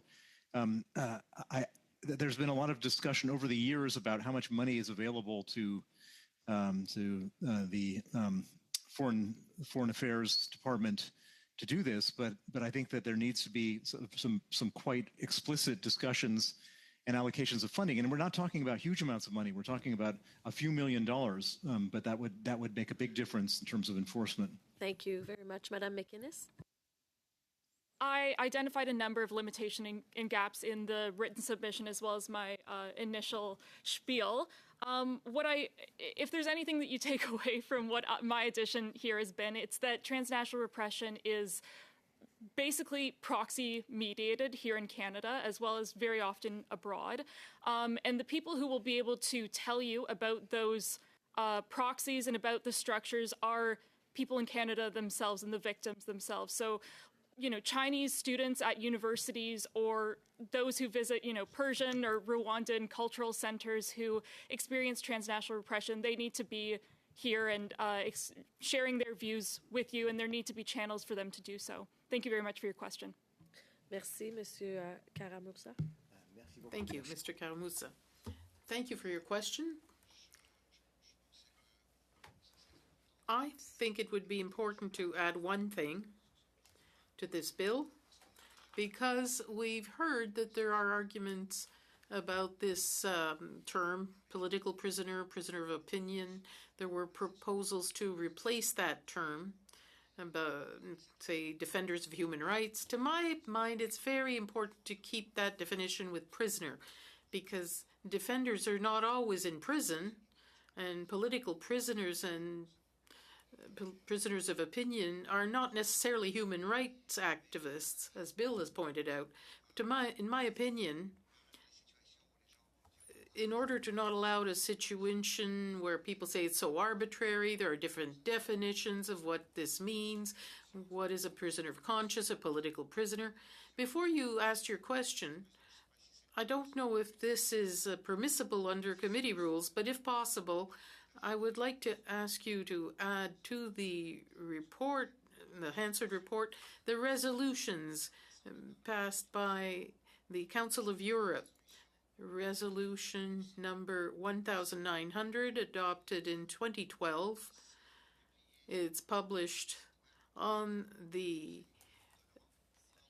if you have it with you, we could table it. We should just table it. I found it here. That's the resolution that provides a definition of a political prisoner. And indeed, if I can read it. Article 3, the Assembly summarizes its opinion. A person must be considered a political prisoner if the detention was in violation of a provision of the European human rights legislation, freedom of expression, freedom of assembly. If this, I won't take all the time, but you can find this text. In my opinion, it would be very important to define what a political prisoner or prisoner of conscience is. Since Canada is already an associate of the Council of Europe, I think they can work with this definition. I know that human rights organizations in Europe, in Russia, have worked with this. It was adopted by the Council of Europe when they talk about the definition of a political prisoner. To Monsieur Duceppe, 2.5 minutes. Oui, le bloc a toujours moins de temps que les autres. The bloc always has less time than the rest. Ms. McInnes, I didn't have time to ask you a question because I have less time. On that aspect of how parliamentarians could be responsible for imposing sanctions rather than the government, don't you think that that would be progress if Canada had that kind of mechanism? Your question? In the bill, which would allow parliamentary committees to vote for motions that would impose sanctions on entities or individuals, wouldn't that be progressive for Canada if we put such a mechanism in place? If there was some form of oversight to it. Spoken as a true criminal defense lawyer, I know, but I would hope that there would need to be some level of oversight to ensure that the correct decisions are being made. Merci pour ça. Et Vladimir, cher Thank ami. you for that. Vladimir, my dear friend, I would let you to have the last word. We have about a minute and a half. If there's anything that hasn't been said yet, or some way to convince people of the rightness of this bill. Thank you for this opportunity once again. I just wanted to end this meeting by saying that it's not just a formal process or resolutions or meetings. These words in this bill have a very real and important effect on the lives of people, especially those who are imprisoned for political or religious reasons. And as I said at the outset of this meeting, to my mind, I support all the main provisions of this bill. It's as important to me as the need to have a public report by the Government of Canada when it comes to political prisoners and prisoners of opinion. I want to say once again that it would be important, as Ms. Fortier pointed out, to have a definition of what a political prisoner is, or a prisoner of conscience. We can use the Parliamentary Assembly of the Council of Europe definition, because that has already been done. And my last word would be that it's very important for every member of this committee to remember what's going on here today will have an impact, very real impact, an important impact on the lives of many people around the world. And in many cases, it's a matter of saving lives. There's nothing more important than that. Brings us to the end of the period for questioning. I want to really thank all the witnesses for your time and for your testimony. I want to particularly thank Mr. Kolga and Sir Browder on behalf of the committee, because I know how late it is for both of you joining us from Europe. So thank you so much for your patience and your generosity of your time, and of course thank you to both the witnesses who are here in person. I just want to tell the committee that if it's agreeable with all of you, that we should meet informally with the visiting president of the Parliament of Greenland, who's expected to be in Canada. So with your permission, I hope we can ask the clerk to organize a meeting, an informal meeting with the president of the Greenland Parliament on Tuesday, June 9th in the morning. Yeah, is that agreeable? Yeah, thank you. Our next meeting will be on Tuesday, June 2nd, regarding the study on the security situation in the Balkans, and I adjourn the meeting. Thank you very much.